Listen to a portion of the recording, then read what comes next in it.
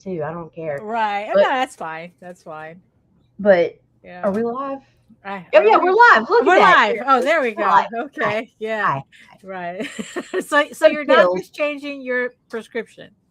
Yeah, because there's some things that the Zoloft works better for, as far as I have like a bazillion different types of anxieties. Oh well. And different anxiety medicines handle different anxieties differently. I wouldn't know why. so it's like, yeah. So I'm gonna be on Zoloft and Cymbalta together, which is not something they do very often. Right. But it'll be like about 50 milligrams less of the Zoloft that I'm taking now, and then 40 milligrams of Cymbalta or something like that. I'm not exactly sure yet. I'm just weaning down some now so that I can start the other. So I'm going to be an emotional roller coaster. Right. As opposed to whatever the fuck this is. Oh my God. Good morning, everyone. It is March 2nd, 2022. 2022. And now I am 40 or 50 years old. And don't have time for this shit. Don't have time for this shit. Oh, my God. But, yes, but happy birthday, Nita, even though it was yesterday. It's a whole week thing. I'm a Pisces, so it's not all about my birthday. It's my birthday year. How fortuitous. Anyway, oh shit. Okay, Daphne, I don't remember how to do this. Okay, yeah, you ready? Absolutely not. But hit it. All right.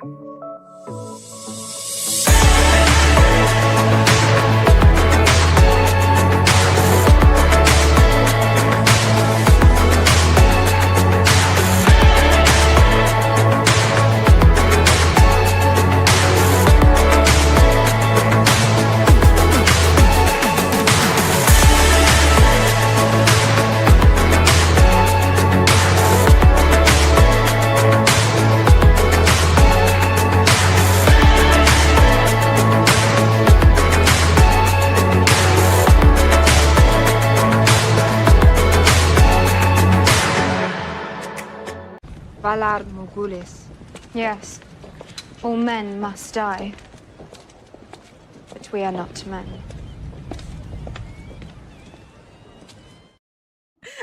Neither are we. Yeah. I really am glad I changed the music and everything, because the music really does put me in the right mood. Good morning. Good morning. Yes. So who's joining us? Yes. Yeah. Hello. All these randos. And yes, we see you, our beautiful eyeball people watching from regions beyond. If you are joining us from Facebook, please come over to YouTube. Join the sexy people in the chat. Keep them company. And while you're here, make sure you like, share, subscribe, and hit that notification bell so you get notified whenever we go live.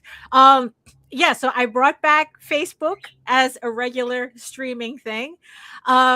But the thing is, though, it's like, we don't know how stable the connection to Facebook usually is. So if you're watching from Facebook, hello and welcome. But if Facebook glitches out, YouTube would be the best place to come on over and speak to us one-on-one, live, or whatever you want to do in the chat. Oh my goodness. So hold on. I got, I'm always freezing my ass off, right? Even though it's supposed to be getting warmer, or it is getting warmer, right? But it's like, I don't know, it never fails. I guess what it is just like once I'm on the stream, it's like all of a sudden it's like, I guess all the adrenaline gets going, and I get like overheated. Oh, hey George. Hello. Welcome. Thank you. Welcome. Yes. So I just had to go turn off the heater because it's like now I'm like, it's too much going on. So actually there's too much going on anyway. But yes, so today is finally the launch for EGORAVEN Heir of the First issue, Heir of the First Unicorn issue 12. Jesus Christ. And we're going to give it like about a couple of minutes, probably at like 11:15. We're going to launch it and see what happens. So I would like to thank the 116 followers who have been following the pre-launch page since I put it up. Thank you so much. And for those of you who want to sign up for the pre-launch page right now before we go live, the link is in the chat and in the show notes, or you could go just straight to www.egoraven.com, EGORAVEN.com, which will take you directly to the Kickstarter page, where you can hit the notify me button, or if you wait until 11:15, it'll take you directly to the campaign. Gosh, I'm just like so glad that I'll finally be able to launch this thing. But we, and we also have some other things that I also want to talk about later, but we'll get to that. But yes, so hello everyone. Before I forget, hello everyone. My name is Daphne Lage, and I'm a cartoonist, illustrator, and comic book artist, and especially I am the artist for the furry fantasy adventure Tall Tales. I'm trying. Right. Here we go. There we go. Tall Tales. There we go. And the creator of EGORAVEN, Heir of the First Unicorn, a medieval fantasy drama that you can also read online at egoworks.com. That's EGOWORKS. And like I said, egoraven.com will take you directly to the Kickstarter page, which we will be launching in a couple of minutes. And co-hosting with me is no, don't show up there. Like it won't. Okay, let me get the card. All right. Just okay, there we go. Right, yeah. Like I've got this lag on my mouse cursor and everything trying to hold this, like all my equipment is going weird. Oh no, it's probably all the moving. You probably just need to like finally settle it in a place. And well, I need to do everything through the run everything through the Waylink USB thing instead of random plugs here and there, and just get everything set back up. And hopefully it'll resolve itself, but it's chaotic. Anyway, I'm Nita. That's it. Right. That's it. That's it. Nita, and I do things. Right. And some things I don't do very well. Like I can still get paid for it. Rearranging my office. Well, yeah, I know, right? It's like, gosh, it's like it's been like 4 months? I think it feels like it's been longer than that since you tore apart the office. I don't even know anymore, because I tried the situation in the kitchen, right, which was nice, but it made it very cramped in the front of the house. And it just was like, and another thing is like, I don't want to have to yell at the kids that they can't come behind me because I'm doing something on the screen that's more adult than they need to be seeing. Right. And so it was like I had to face I had to angle it a certain way, so when people came in the kitchen, it wasn't directly looking at my screen or whatever. And then there was the issue with streaming, and then the in and out of the. I'm not gonna be like, get out of the kitchen, you can't have breakfast. I'm live streaming with that. Right. Yeah, that's kind of type strange. shit. Yeah. So so now I'm in the bedroom. And it's what it is. This is actually the best place for me. I just hate it, and I'm sulking because I just went around. It's like orbiting the earth. Like I just went around and came back to the same exact fucking place I started. And it's like, for 2 years I've been shifting shit around, and I should just sat my ass right here. Right. I like to make things complicated. Well, you know what it is? You have to get a feel for something first before you actually commit to it. You know what I mean? True. What, you were broadcasting from the closet. Oh, thank you. Hey, Judy. Thank you. That you've been broadcasting from the closet, which here in New York would be a studio apartment. It really would be. Actually, this one, if we put a loft in there, could be considered a 1-bedroom. Right, for real. It's like the closet's fucking huge. I swear to God. And it's like, yeah, and I guess it's like you were feeling like they just got to a point where you were feeling isolated. And it's like, because it's like the way it like in the bedroom, if I leave the bedroom door open, I'm straight down the hall. So if the kids are walking through or whatever while I'm working, we can talk, we can discuss lunch, whatever. And nobody's in here seeing what I'm doing. Whereas when I'm in the closet, you have to go around the corner from the hallway and then take a left. Right. The closet. So it's like I was sitting there, no windows, no circuit, no ventilation. Right. Just in this dark, depressing room. Right. Well, you still have to fix it up, right? I mean, that's what it is. Right. Oh, brother. So no, this is a nice closet. This closet would be 24. Right. Actually, yeah, no, it's like the rents here are it's like right across. Yeah. Right. The rents here are kind of crazy. So. Oh my goodness. I mean, because I think like to even get an $1,800 a month, you have to be like all the way, you have to be in like either in the Bronx or in deep Queens, where you have to like take like 3 buses just to get to the train station. So oh gosh. Yeah, it's really complicated here. Oh my goodness. So so the funny thing about today, right, is that I'm feeling kind of like this. I mean, it's just like it's kind of awkward. How you are. It's like it's kind of like a little awkward, but you know what? It's like I think that in spite of what's going on, it is our responsibility as creators to continue to bring beauty into the world, I guess, to bring, like hope through our artwork, whatever it is. If not just the escapism.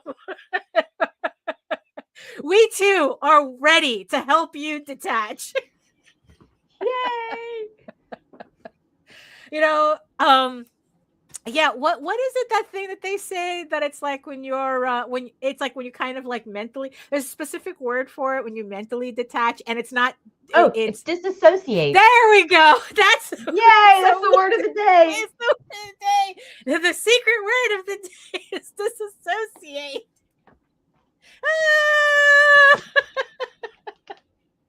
So yes, so no matter what's going on, so I think it's our responsibility to help you get through it with what we get, what we give, what we bring forth. It's like the importance of the arts, right? And what better to do that than with a nice little unicorn fantasy in these trying times. So, like I said, EGORAVEN, Heir the First Unicorn. This is issue 12. And we're going to give it like about a couple of more minutes before we go live. And so this is issue 12 of a 16-issue series. And EGORAVEN, Heir the First Unicorn is the story of a unicorn princess exiled into the mortal realm who trains to become a knight, hoping to win a king's favor and save her people. And in this issue, EGORAVEN, the rightful heir of the enchanted kingdom of Edenron, faces the elf prince Rillian, boo, and a trio of elves, boo, from her past, challenging her right to lead and rule.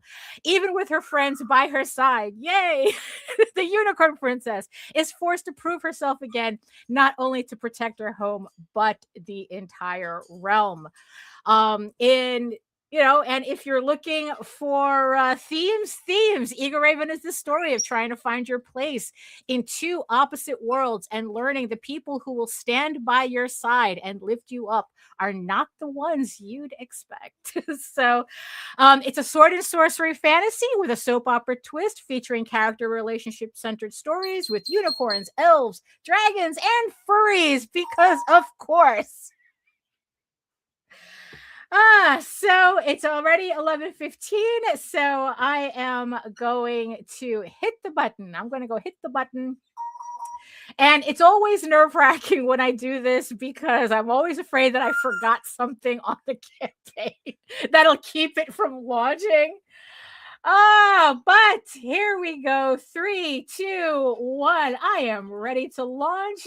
And of course, we accept launch project. Ladies and gentlemen,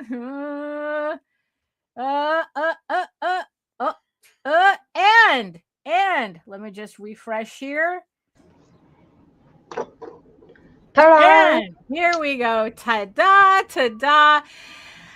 We are live. So EGORAVEN, Heir the First Unicorn, issue 12 is now live. Yes, we will accept all of the cookies. So like I said, EGORAVEN is the story of a unicorn princess who is being challenged by 3 bullies from her past in order for her to, when she comes back to Edenron, to pretty much take her place as heir of the valley. And yeah, there's some people who are just not having it. So for those of you who are following along with how long the series is, this is the 5th to last book of the series. So as you can see on the chart, we are right here. You are here, which means that after this issue, we will have 4 more issues left to finish this story, which still blows my mind. Again, I must have said this a billion times. It felt just like yesterday I was putting out issue 1, trying to figure all this out. And now we are literally in the final stretch of the story arc. So for those of you who are wondering like who this story is for, this series is for, so EGORAVEN draws inspiration from Dungeons and Dragons, The Last Unicorn, and The Lord of the Rings, along with a whole bunch of other things. As you can see on the screen, it takes a lot of inspiration from things I grew up with and things that I just recently hyperfixated on. So but pretty much, I mean, if there is a genesis for the story, it's definitely, think of Lord of the Rings, it's Lord of the Rings, but mostly think of The Last Unicorn and Lodoss Wars, and you pretty much get EGORAVEN, at least vibe wise. So now the thing is though, it's like it is a mature fantasy series, so it's not exactly something you would just want to give blindly to your kids.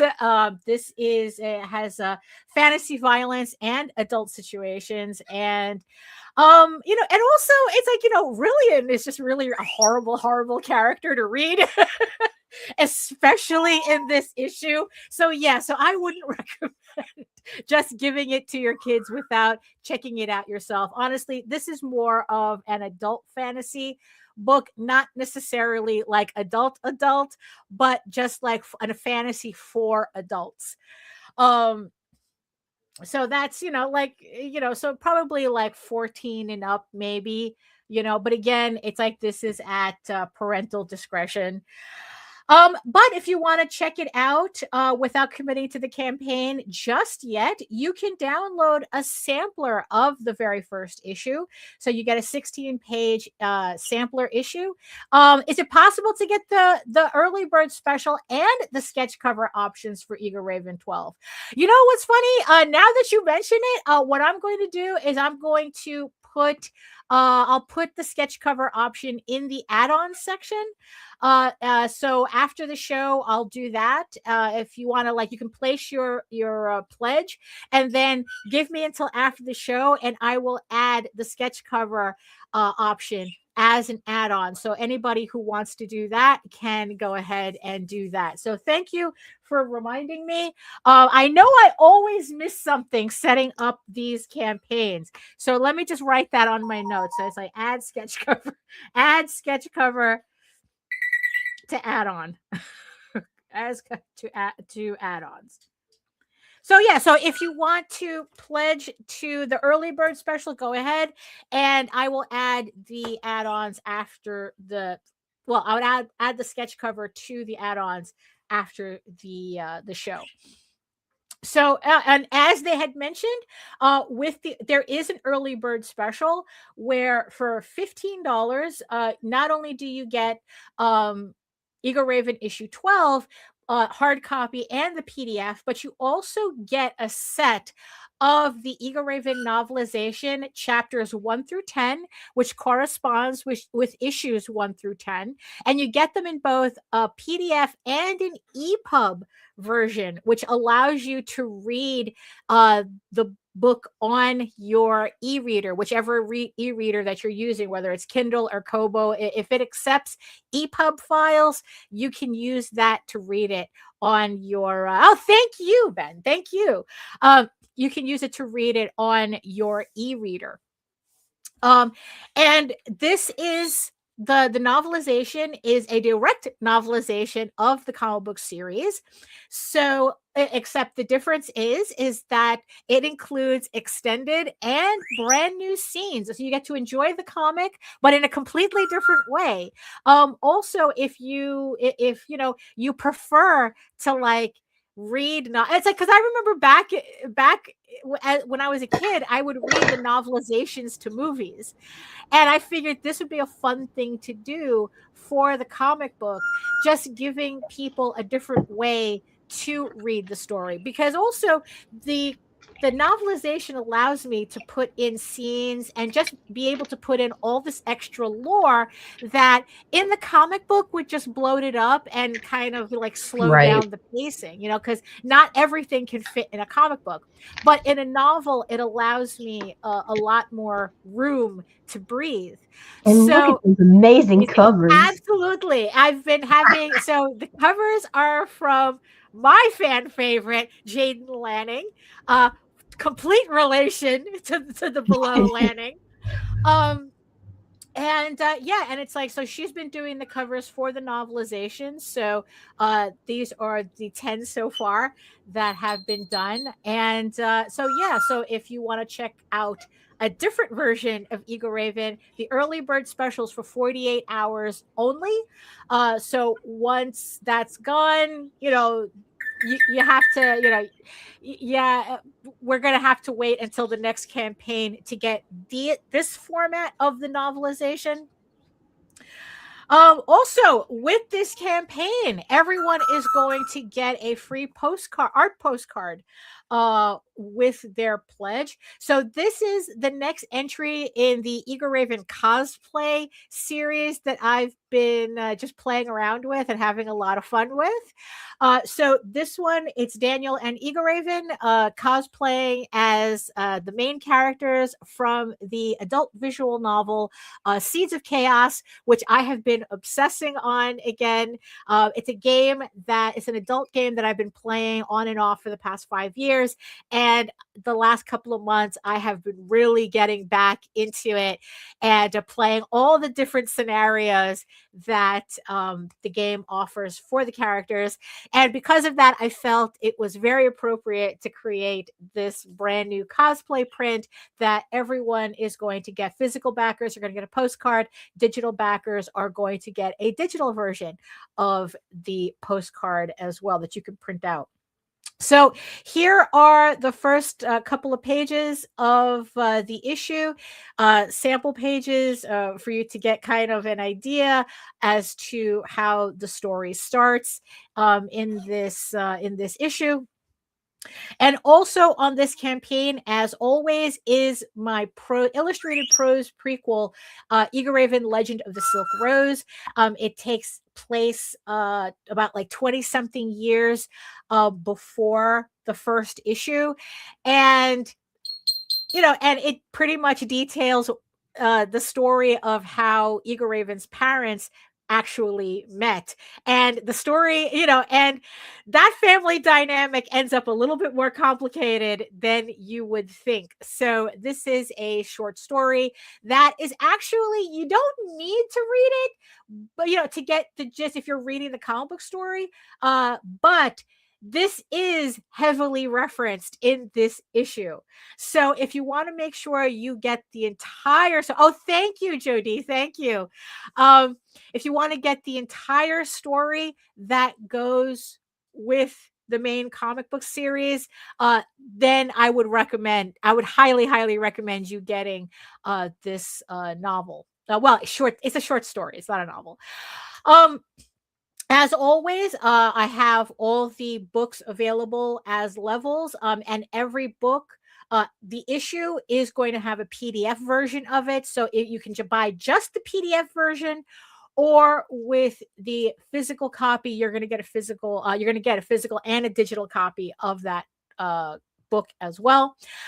If you're just seeing this for the first time and it's like, you know what, I don't really want to start on issue 12, but I am intrigued by this, you have the Start from the Beginning level, which is the volume 1 trade paperback, which collects issues 1 through 4 of the series. So if you wanted to get a real taste of what this series is about, volume 1 is where you can start.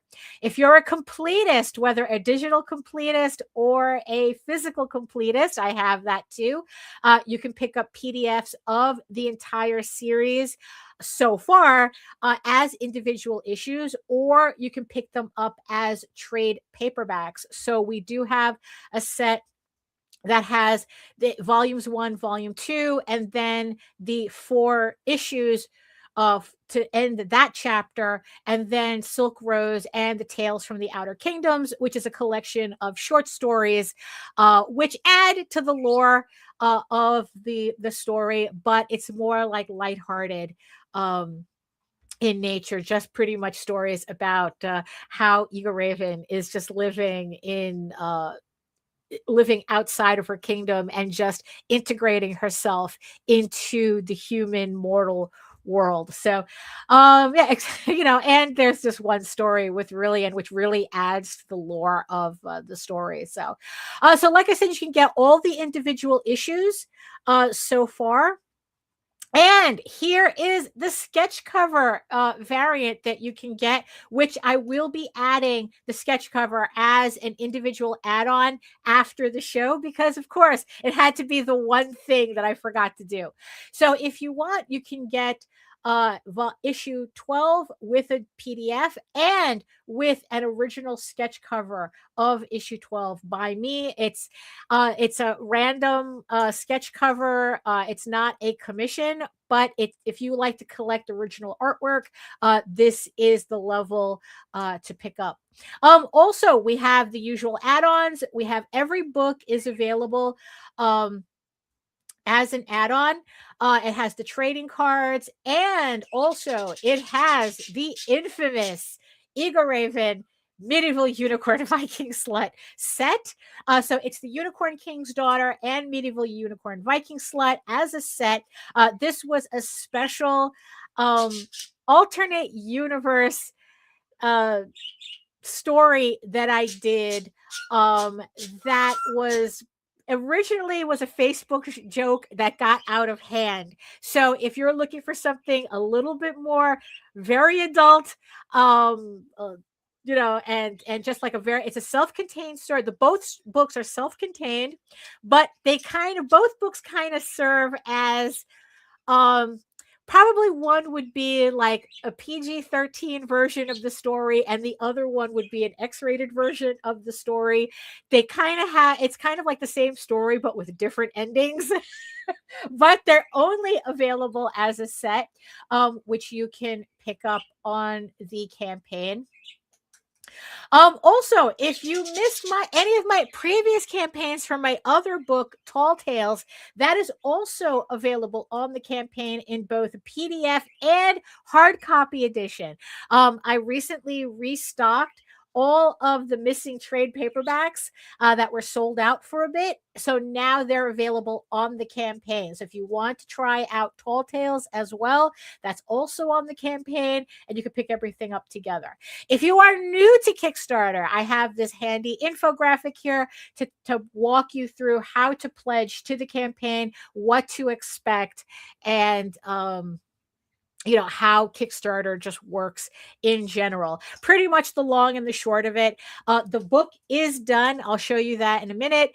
The book is done. It has been proofed. So the hope, barring any other printing mishaps, the books will be printed. Once the campaign ends, it takes me about a week to kind of sort through everything. I send it to the printer, and then within 2 weeks, I should have the books back, and then I will start fulfilling. So it'll take about like 3 weeks-ish for me to start fulfilling the campaign. So this is not one of those things where it's like you're waiting a year to get the books, to get what you order. It's not Amazon, but it's not something crazy where you're just waiting 6 months to a year, if not longer, to get an individual comic. These books will be delivering to your door about a month after the campaign closes. So, this is of course ends on my little bio here.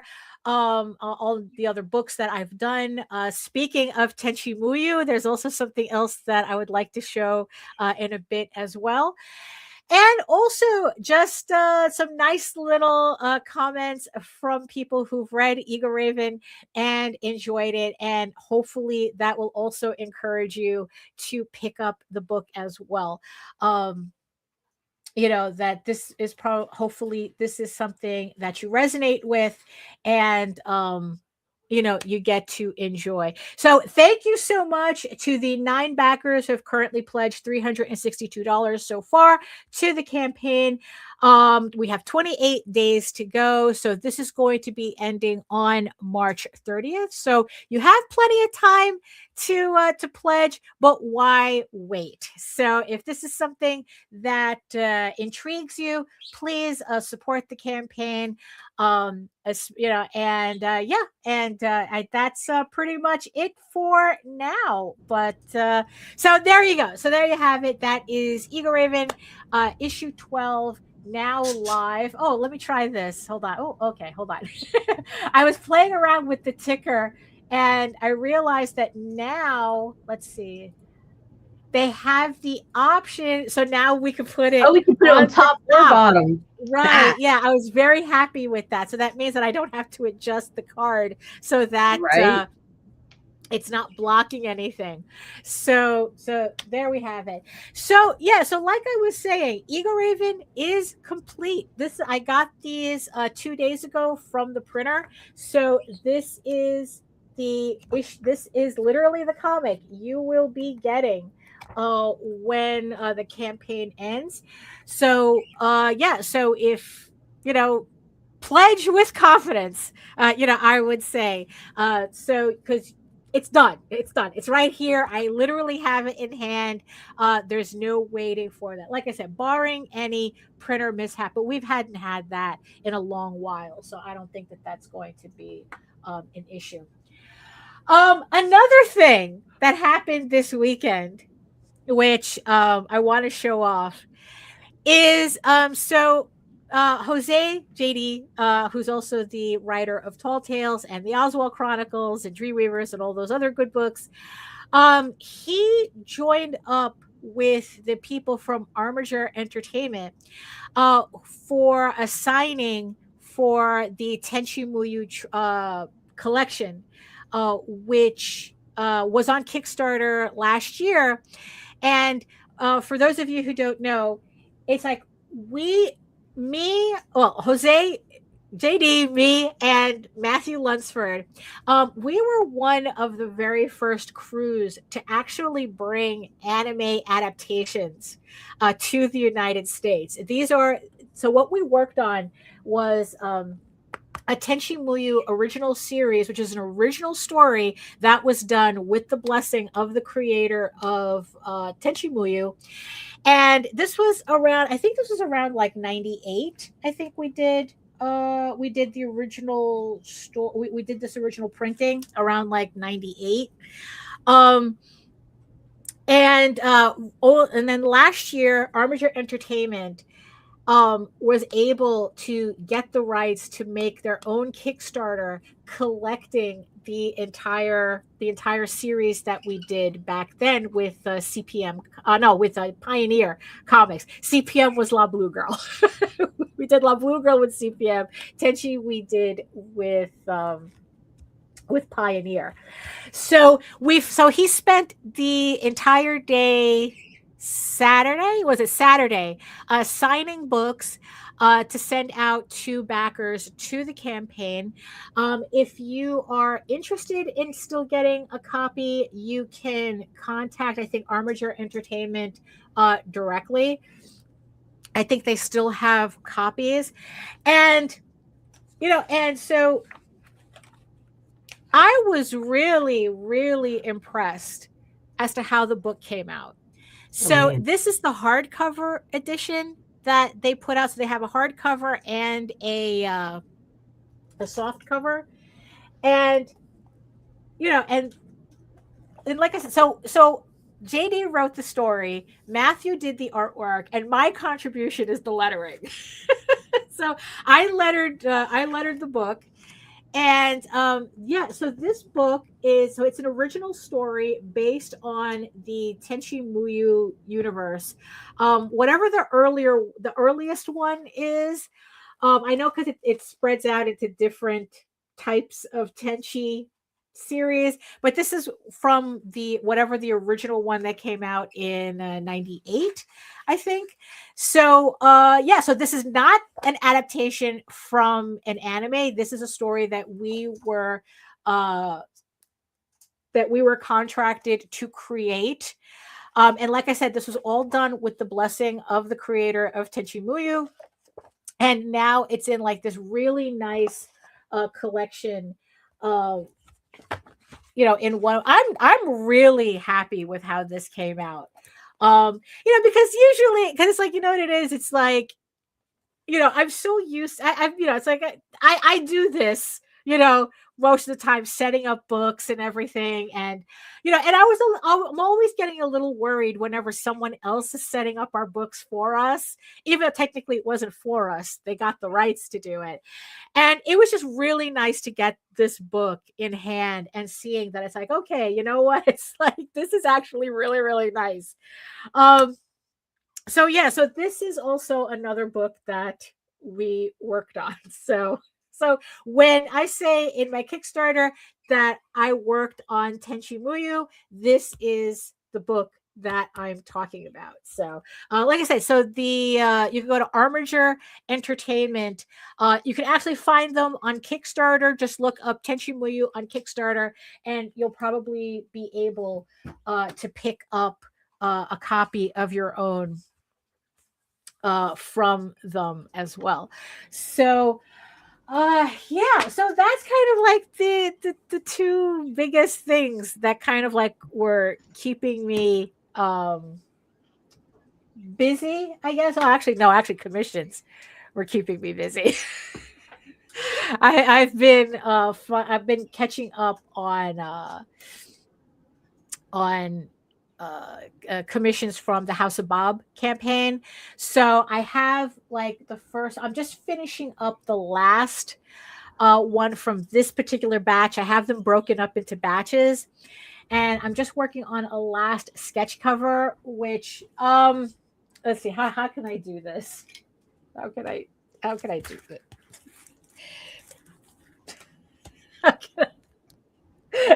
So I'm working on sketch covers for the House of Bob campaign, and Yeah, unfortunately, it's like I can't really show anything considering what House of Bob is. And if you don't know what House of Bob is is my it's fucking furries. Yeah, it's for it literally and figuratively. It is my collection of erotic furry artwork that I have been putting together in collecting in sketchbooks for people to collect. Now, mind you, to be fair, not everything is a dirty sketchbook. I do have, like, this is my mermaids sketchbook, which is one of my favorite ones. And maybe let me just, at least this one I can show off because it's not a dirty one. So it's like, so every year I've been for the past, since last year, last year. And the year before that, I've started to collect my artwork into these sketchbooks.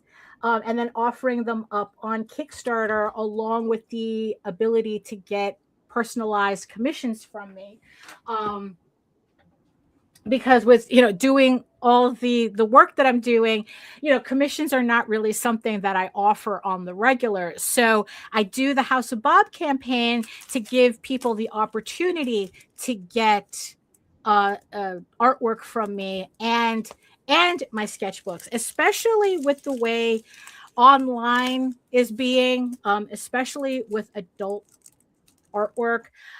This gives me the opportunity to collect my artwork in books that people can actually purchase and have on their shelves, instead of kind of like depending on an online archive and then hoping that people don't get sticks up their asses and decide, oh, furry artwork, we're not allowed to have furry artwork because MasterCard said so, type of thing, right? So this is an analog way of collecting my artwork of that type. So that's House of Bob, and I've been working on commissions for that. Also, another thing that I wanted to bring up. So let me just close this. Right. So for those of you who remember, who care, I mean, it's really kind of really funny. It's like, oh, did that many people really know? So before Indie Comics Network, right? Nita, that was a YouTube channel that Nita had founded and ran for about 5 years. Yep. And we've had a lot of fun with that channel. We had a lot of comics creators come and go on that on the channel, doing live streams and draw streams and interview shows, and all related to indie comics. So before the end of the year, Nita decided that she kind of ran her course with running the channel. So me and Jose took over the channel. We cleaned it up a bit. We kind of narrowed the focus even more on indie comics. And, so far so good. Everybody seems to be enjoying it so far. But we decided that once we had Indie Comics Network, that we were going to take it to a next step that I don't think Nita was even thinking about. But once we ended up with it, we were going, oh, we could do this. So, so Indie Comics Network right now is not only a YouTube channel, but Indie Comics Network is now a publisher. So what we are doing is that we've decided that we were going to start working with creators who, for some reason or another, they cannot run Kickstarters on their own. So in this case, our first book under the Indie Comics Network publishing banner is Rod Espinosa's Adventure Finders Volume 1. This is a webcomic that he has been serializing. Hold on, where's my channel. Where's my tab? He has been serializing this comic on his Patreon. And because he's located in the Philippines, he cannot run a Kickstarter for it. So we got together and we're helping him run a Kickstarter under Indie Comics Network for Adventure Finders. So this is going to be the first collection of Adventure Finders. For those of you who are not familiar with Rod Espinoza, he's known. He's a prominent indie creator who's worked a lot with Antarctic Press and Dark Horse, and he is, at least to me, he's especially known for a book called The Courageous Princess. And that's how I first knew about him back in the day. And now I'm helping putting together a book for him for this, for his new story, which is about a group of young adventurers who decide that they want to see the world. And it's kind of like a combination of Dungeons and Dragons, Lord of the Rings, a little bit of Game of Thrones. But it's all kind of like, it's a really fun adventure story. Like, I'm putting it together and I'm reading it and I'm like going, this is a book I want. So it's on pre-launch right now on Kickstarter. So the link, actually, I should probably put the link in the chat as well. But just go to Kickstarter, look for Adventure Finders, and that's going to be us right there. So we don't have an official date yet to launch, but it will be soon, probably in about like a month or a month and a half. We're looking. So right now we're just looking to gather up and see how many followers we can get, and then we're going to launch the campaign. So make sure, if you are interested in this, you hit that notify me button, and and you get an email from Kickstarter when the campaign goes live. So that's where we're taking Indie Comics Network, Nita. We're turning Indie Comics Network into a channel and a publishing house. What do you think? I have it.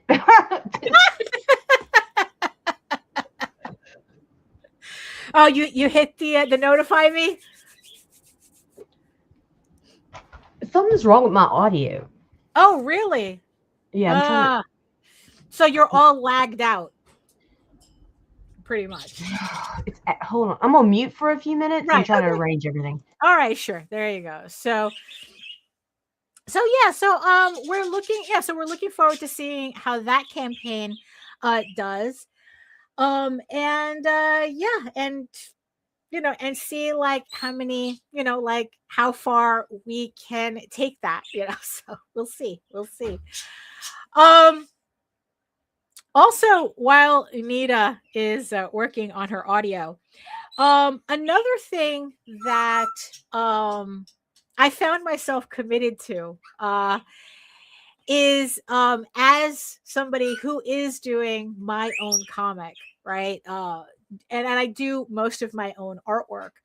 A thing that I rarely do, but when I do, I really do try to take it seriously, is I commission other artists to do artwork for me. Like I said, I don't do this a lot, usually because I'm cheap. But also it's like, for me, it's kind of like, part of the reason why I don't commission artists a lot. And the ones that I do, it's like, I'm usually like, okay, you're stuck with me kind of thing. Like with Jaden, it takes me a while to find somebody with a style that I feel like really represents the book the way I envision it, right? like the very first person that I commissioned for EGORAVEN back at issue 1 was Mary Bellamy, who she was a regular artist for My Little Pony for IDW. And I just thought the idea of having a My Little Pony cover for EGORAVEN was really funny. But not only that, in a certain way, I felt that it still fit what I imagined, even though it's like, it's not My Little Pony. It's just, I found it humorous, but also, it's My Little Pony. Wouldn't it, and it, to this day, that remains one of my favorite pieces. And so Nita had to duck out. So,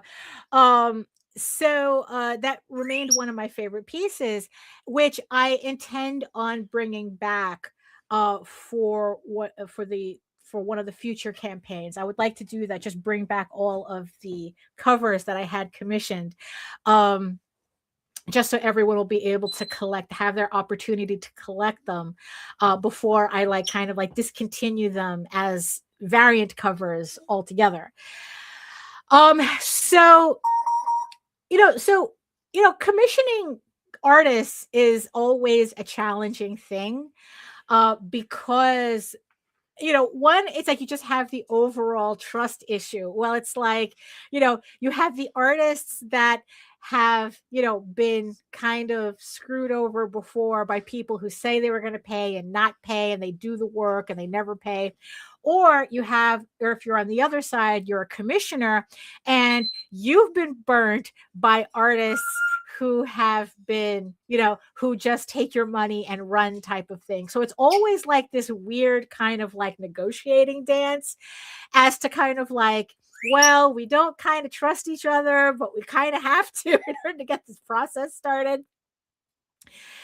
And, and there's also a third thing that kind of gets in the way of commissioning people, for, if you're if you just want something personal or for variant covers or what have you. And that is, do you actually like the piece you're getting, at the end of it? You're spending money, and sometimes getting a piece that you like is kind of hit or miss. And honestly, I think that's that I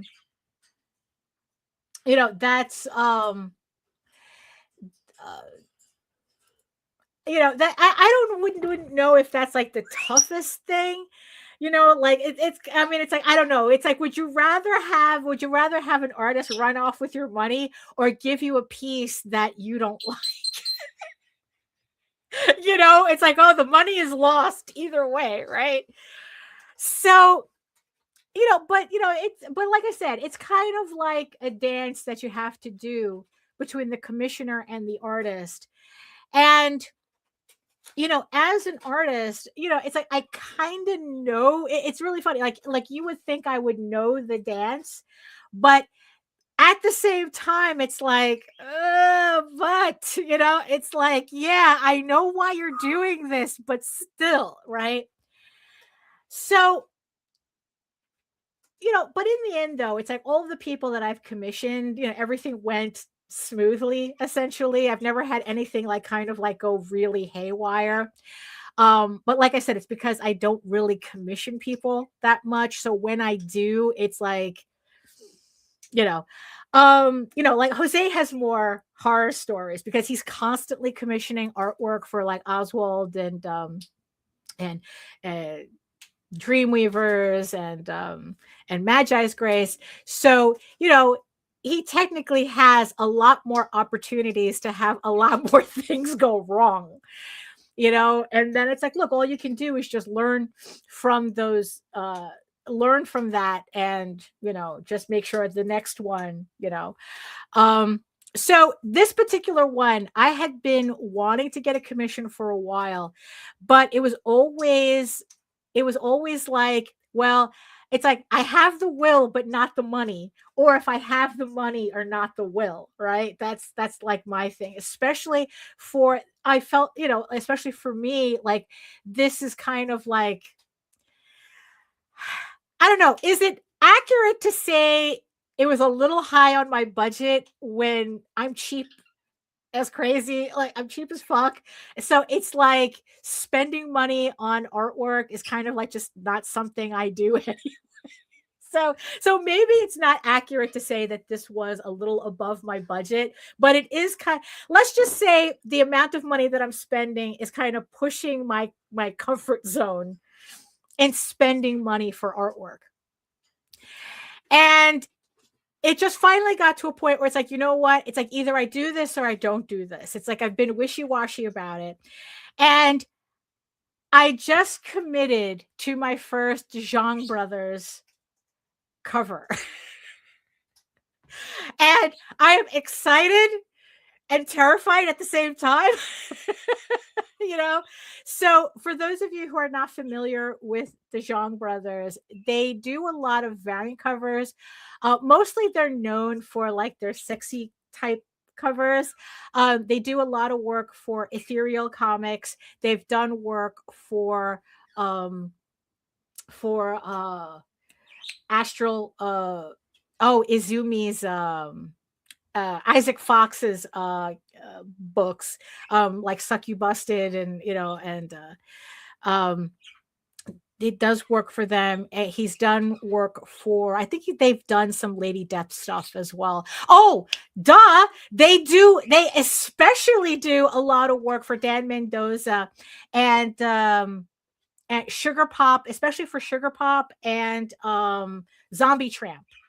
So that's really where you would know the Zhang Brothers from. And I've been eyeballing their stuff for a while. And about a couple of months ago, they had finally put out a piece that finally made me go, I have to make a decision. And in my cheap-fisted way, I tried to talk myself out of it by saying, it's like, I don't know if I would like it, and blah, blah, blah. Like, I can see what I could do. And then it's like, but in the end, I had to realize it's like, no. It's not that I didn't like the piece. I was just really trying to convince myself not to commit to buying a piece from them, right? So now I was at the point where it's like, okay, so we're going to make this commitment. I know it's going to cost me roughly around a certain amount of money, right? Because it's like, I don't want to say how much, because it depends, because depending on what you ask for, is the price is going to change. So I chose a specific thing that I wanted, that I knew was going to cost X amount. And I go, okay, how do I get to this? Okay, so now my next step is making sure I get a piece that I really want, right? And that I'm really going to like. And one of the things that I've done in the past that I felt was a big mistake, and I know a lot of people do it like this too, like where we kind of have an idea as to what we want, but we also at the same time want to give the artist the creative leeway to interpret that idea. Because in the end, if I was going to be hyper specific, I might as well just draw it myself. But that's kind of not the point. Oh, finally? Okay. I don't know. We'll see. Okay. So so I finally committed to a piece from the Zhang Brothers. Ooh. So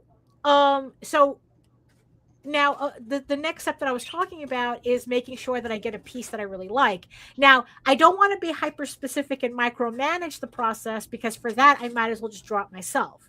Right. But at the same time, I also want to make sure that I set this whole process up in a way where I get a piece I actually like. Because I was just mentioning before, like, which is worse, having an artist steal your money or paying an artist for a piece you don't like? Huh.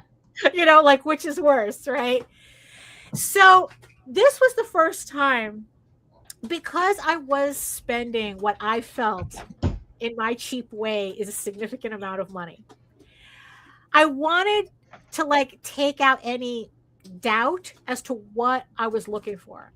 And this is the first time that I decided to make a brief for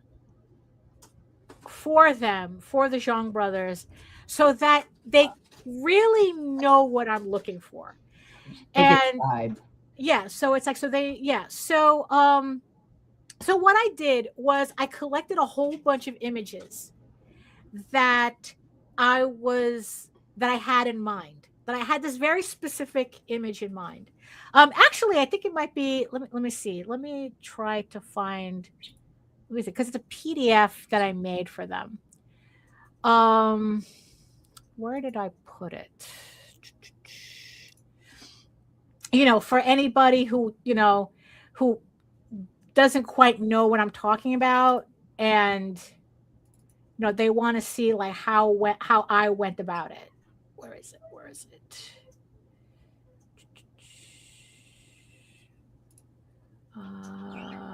are you? Ah, here you are. Okay. So let me put this here. Okay, so let me share what I sent them.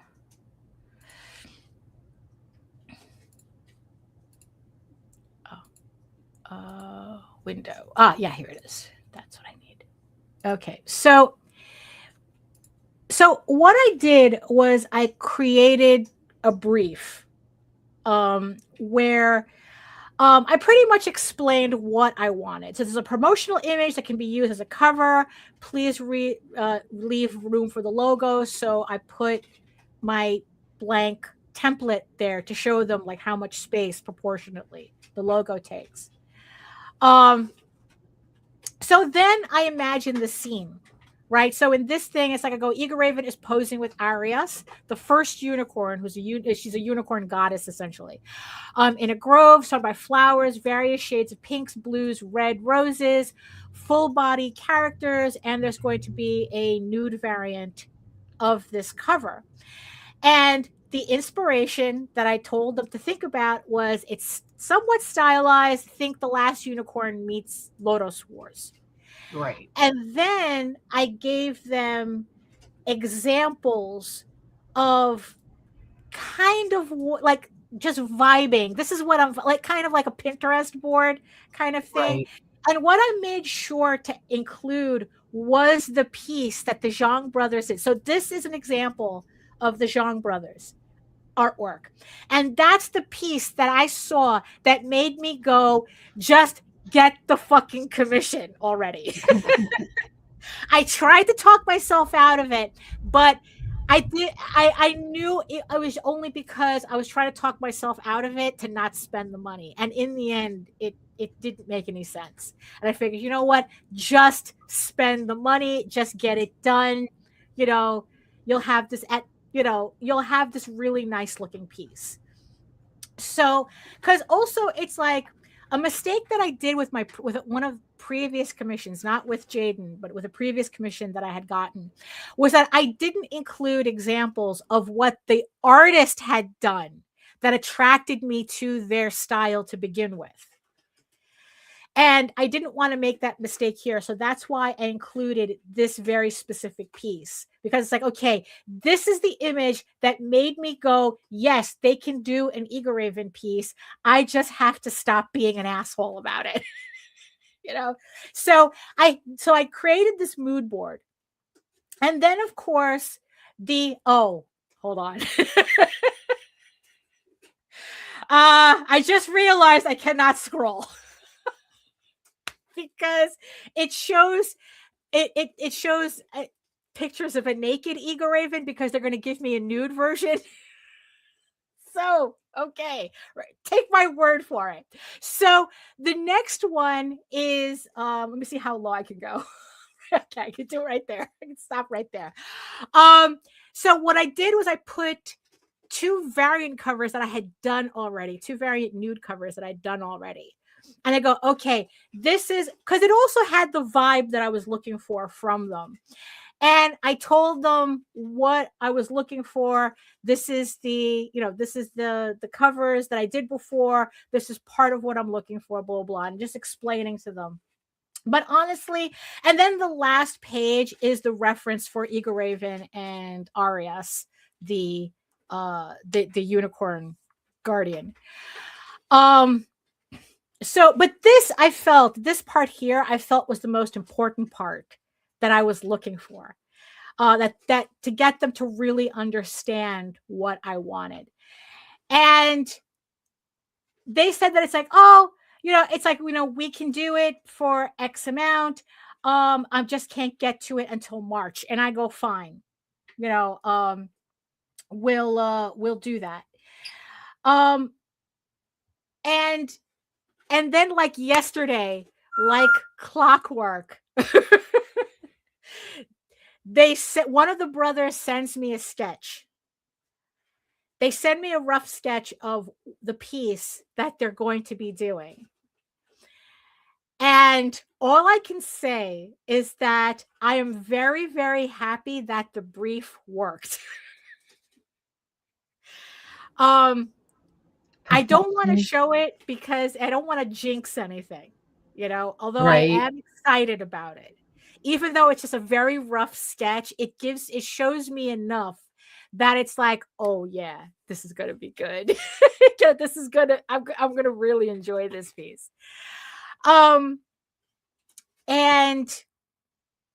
yeah, so it's like, so far so good in the end. So I told them to go ahead and send me the invoice, which I paid.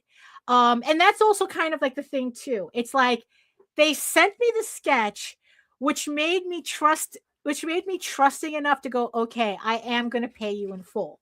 Because they said that because I never worked with them before, they required payment up front, which I'm fine with, But the fact that they showed me a sketch meant that they trusted me enough to start work on it before payment.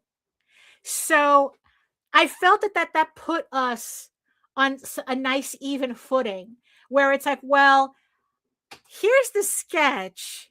Can I send you the invoice? And I go, absolutely, you can send me the invoice. And I paid it this morning.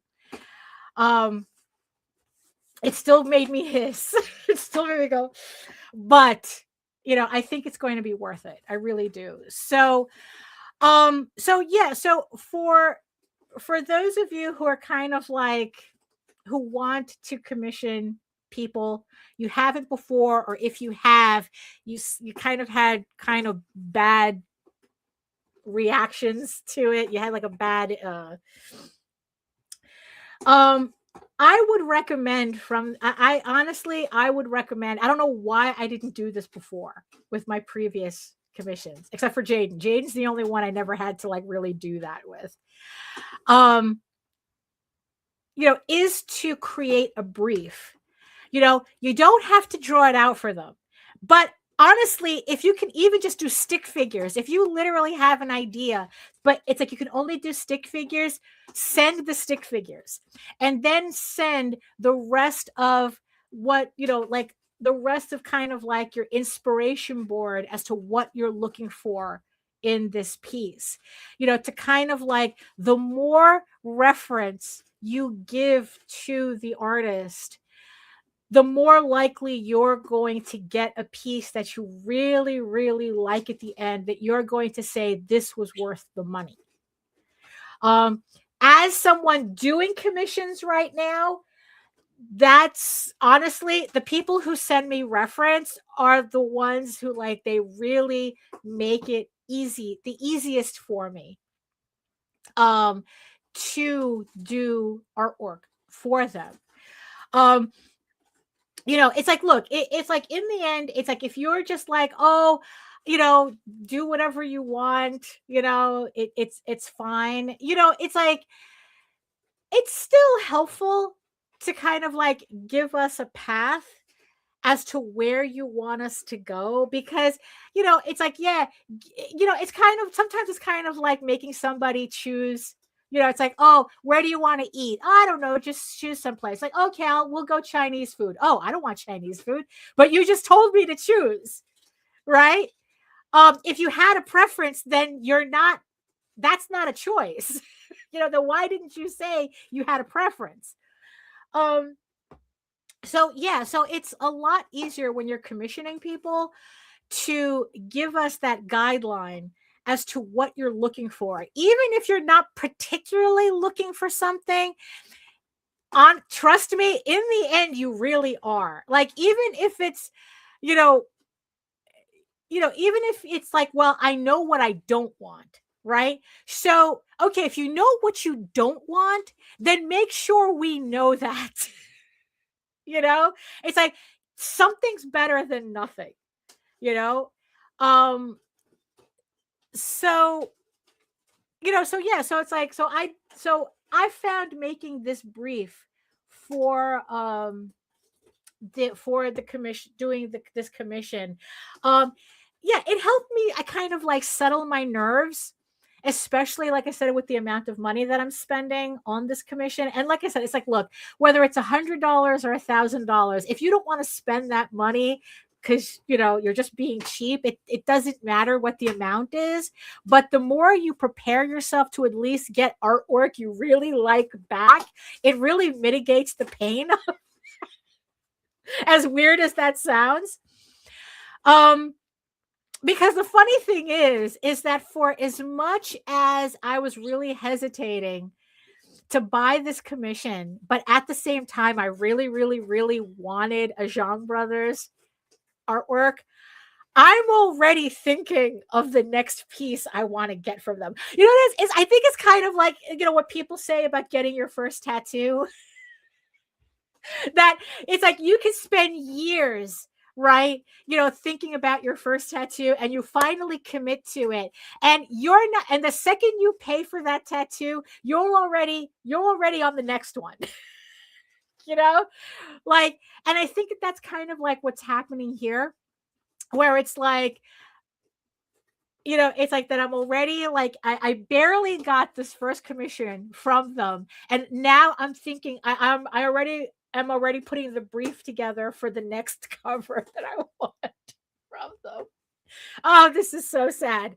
Well, no, it's not sad. It's not sad. I honestly, it's like, I think this is exciting because this, like I said, it's like, I think you guys are really going to enjoy this piece. I know I am. You guys are really going to like this piece. And then it's like, it's just kind of figuring out, how am I going to do these, like, reveal these pieces in the Kickstarters. Like, I'm thinking about, like, should I take this cover and should I put it on the trade paperback as a variant, as an issue 1 variant, or should I save it for issue 13, where I can do the last 4? Like, if I buy 4 Zhang Brothers pieces, I can do a variant cover for each of the last 4 issues of EGORAVEN. It's like already, it's like I barely got the piece, and I'm already like trying to figure out the logistics of what I'm going to do with the pieces. Although, honestly, though, the biggest commission that I really want to get from them is for the last issue. And I want to get like a wraparound cover with like all of the characters, kind of like an anime poster type of wraparound cover. Well, that was going to be a little pricey, but because it's the last issue, I really do feel like we should really go all out with that last issue. Which leads me to the other point of the fact that there is, like, this is the breaking news. Hold on. Hold on.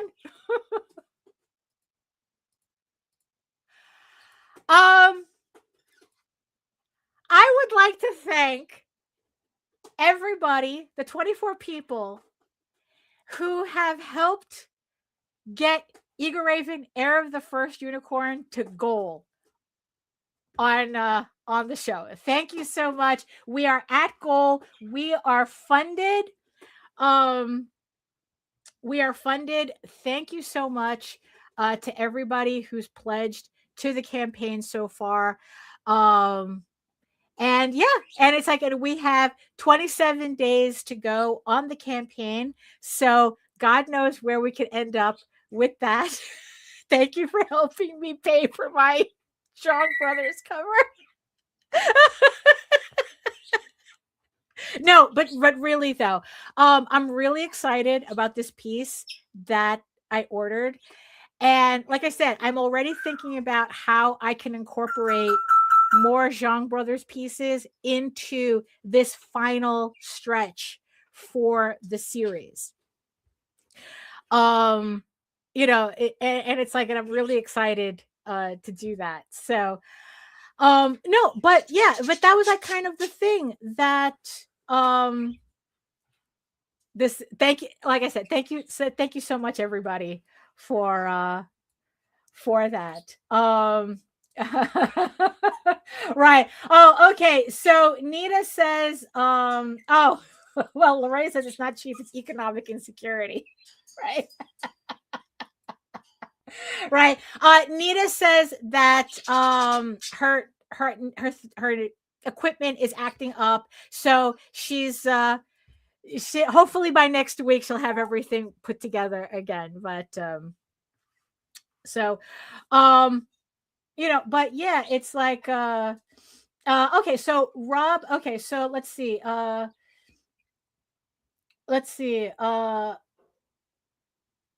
Oh, well, so Joe D is, I guess he's talking about the Tenchi books. I didn't sign them. It was Jose and Matthew who were signing the books. I stayed home and worked. So yeah, so if you ordered the Tenchi Muyo book, you're getting it signed by JD. And it's either signed by Matthew or you got the remark version, which has like a little sketch inside. Oh yes, it's hard to get the Lage seal of the seal of Lage quality and approval. It is. I am, you know. I'm very picky. And especially when it comes to EGORAVEN, it's like, you know, it's like. Oh, so Rob says that JD and I are back at it tomorrow night. So what Rob Notari is referencing is his show of Mice and Wolves with JD Calderon, where they invite guests on to talk about whatever questions they may have about crowdfunding, and then it's kind of like a roundtable as to like how to like solve these issues. So let me see. I'd rather have a piece you don't like over ran off with money. I could figure out something to do with the art piece. Logically, yes. As long as you have the piece, even if you don't like it, you could still use it for something else. Let's see. And he says there's a difference in being cheap as fuck and managing a good investment. This is coming from having commissions done by people. Oh yeah, I've done stuff for Joe D as well and Greg Horn. Yeah, you know, I mean that's true, because it's like, you know, the irony of the Zhang brothers is that from what I've seen, even though they've worked with Polito and Mendoza, you know, these are not. There's certain artists on campaigns that make money based on their variant covers just for, you know, who they are. You know, like they're like, you know, like if this artist is doing a variant cover, that variant cover is going to be the big money maker on the campaigns. But Rob says Kat Calamia and Phil Falco use them a lot too, the Zhang brothers. Yeah, and he's like, yeah, they're on my radar for future covers. Yeah. And then I guess Rob picks up, you know, mentions the thing that I'm about to talk about. He says that depends on the artist. If they have a name, at least their audience will pay for the art because they want all of that artist stuff. Right. So the ironic thing about it is that for what I've noticed with the Zhang brothers is that I feel that they are incredibly, incredibly underrated, which is kind of strange, but also at the same time, selfishly, that works in my favor because it still makes them affordable for me. You know, I'm still able to access them, you know, as they're accessible to me in terms of getting artwork from them. You know, it's like they haven't like priced themselves out of the market. I still think their prices are reasonable for what I'm getting. And, you know, but the thing is, though, is that like it as a Kickstarter variant cover, there are a lot of other artists that are known for like being the money makers, right? But I think the thing that I've noticed with the Zhang brothers is that they might not be top sellers, but they are very respected for their skill, for the artwork that they do by the people buying them. Like in the end, Polito doesn't, like Mendoza and Polito, they don't hire them because these are big money makers. They hire them because these are incredibly skilled individuals who will do beautiful artwork for you. Right. And you buy that artwork and you want that artwork as a creator because you want that artwork. Like, I like this piece, even if I just sell one copy of a variant cover, I bought that artwork for me first, you know, and whether it makes its money back on a variant cover, it's really kind of irrelevant to me because like, no, I want that artwork, you know, like I'm still trying to figure out where I'm going to like hang a printout of that piece once once I get it, you know, because it's like I have to put it out here somewhere, you know. Let's see. Let's see. Right. So okay. So yeah, we ended up right. It's like you know, so I'm just so yeah, so I'm already trying to like plan out how I'm going to use these future pieces that I want to end the series. Oh, and that was also the other thing that I wanted to talk about, right? Because it's like that's been kind of like my focus for especially like the last year when it comes to this series, is bringing it to its conclusion as a comic book series.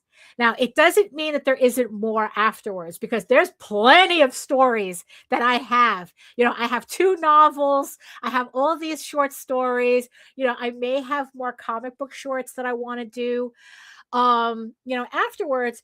But, you know, finishing the 16 issues is such a huge goal for me, because a lot of people don't do it. A lot of creators don't finish their stories.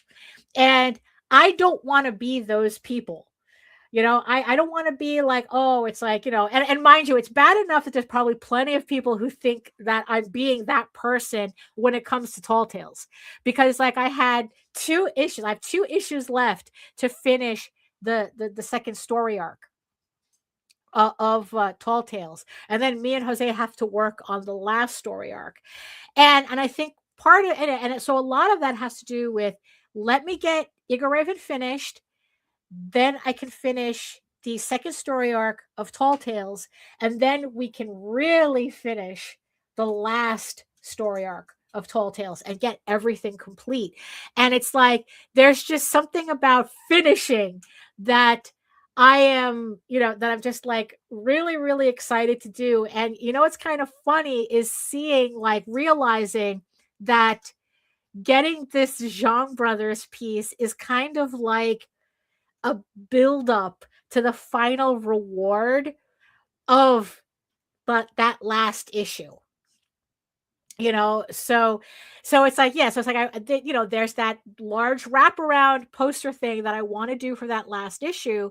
And it's like, well, if I start getting Zhang Brothers pieces now, maybe I can get a Zhang Brothers piece for those last issues until I get to the last issue. So I have like this collection, this small collection, you know, and and I just find it like just very exciting to hit these milestones. So in the end, buying this piece was a milestone in and of itself, because it kind of like broke my anxiety of spending money on artwork that I know is going to be worth it, and yeah, and like I said, I really can't wait, for you guys to see this piece, because like I say, I saw a sketch and I go, oh, yeah, it's, you know what? I have to admit, Joe, I have to admit, like I said, between the Zhang brothers and Jaden, I am just on cloud 9 when it comes to getting artwork for EGORAVEN. So yeah, so that's, so we're just hitting the end here. So I just want to thank everybody again for pledging to EGORAVEN issue 12. As you can see, we have already made goal. So we don't, so now it's just 27 days till the end of the campaign. We don't have to worry about it, about whether we're going to hit goal or not, even though I always worry about that every time I launch a campaign, like I said, I just want to thank everybody who was following the campaign right now. For whatever reason, that if you can't pledge right now, you have 27 days to do it. Thank you so much for even following the campaign, because all it does is show me how much potential interest there is for this. And, of course, but, the absolute, proof of that is pledging to the campaign. So thank you so much for that. Yeah, so I want to make sure that I don't forget to add that sketch cover to the add-on section. So if you're waiting for that, like I said, at the end of the show, I'm going to go and do that. So if you're waiting for the sketch cover add-on, I got you. And also let's all thank Nita for trying, but her equipment was just not having it today. Also, everybody wish Nita a happy birthday. Her birthday was yesterday. I had already sent her a gift, but it showed up on Valentine's Day instead, which counts, completely counts. So I think that's it. I think we can call that. I can call this, a good end to the show. Again, thank you everybody for pledging to the campaign. If you're watching this on the replay, if you're watching this on the replay, the links are going to be in the show notes and in the chat. So you can go ahead and pledge, check out the campaign and pledge as well. So again, thank you everybody in the chat for keeping me company. For keeping me company after Nita's computer pooped out on her. Right. Thank you so much to all of the beautiful eyeball people watching from regions beyond. Like I said, if you're watching from Facebook, please come on over to YouTube. Make sure you like, share, subscribe, and hit that notification bell so you get notified whenever any of my shows go live. And also, like I said, we get sometimes Facebook gives us hiccups, over, the connection. So if you really want to make sure you're talking to us or me directly live on the air, the chat is on YouTube is the best way to do it. So if you want to learn more about me and my artwork and all that other fun stuff, you can head on over to my main portfolio site at egoworks.com, EGOWORKS, where you can read EGORAVEN, Heir the First Unicorn for free. We're just uploading issue 10 right now on the website. But if you prefer your fantasy to be more of a furry Lord of the Rings adventure, you can head on over to Tall Tales. You follow the link over to Tall Tales Online, TAILS online.com, and you can read the entire archive there. It's over 1,000 pages worth of furry Lord of the Rings adventure. And like I said, it's like eventually, it's like I'm going to be hopefully finishing up that second story arc, those last 2 issues this year. So that's another goal for me, is to finish Tall Tales. And also, don't forget, let's see, where am I? Oh, right here. Don't forget, while you're on the website, or even right here, right now, you can scan this QR code and sign up for my newsletter, where you can keep up to date with all of my art, my sketchbooks, my comics. And while you're there, you'll also get a free PDF comics bundle just for signing up. You get Tall Tales, EGORAVEN, and the Oswald Chronicles just to try out, just for signing up for the newsletter. And like I said, it's like I send out about a monthly update as to what's going on and what's available. So that's it for me. Thank you so much. Thank you so much for Nita for giving it the old college try with the computer. Again, not having it. Hopefully by next Monday, we'll have everything. She'll have everything sorted out. And in the words of the ancients, eat your food, moisturize, mind your business, and do the work. Because when you actually do the work, you never have to fake any of your accomplishments. Thank you so much again, and we'll see you next time.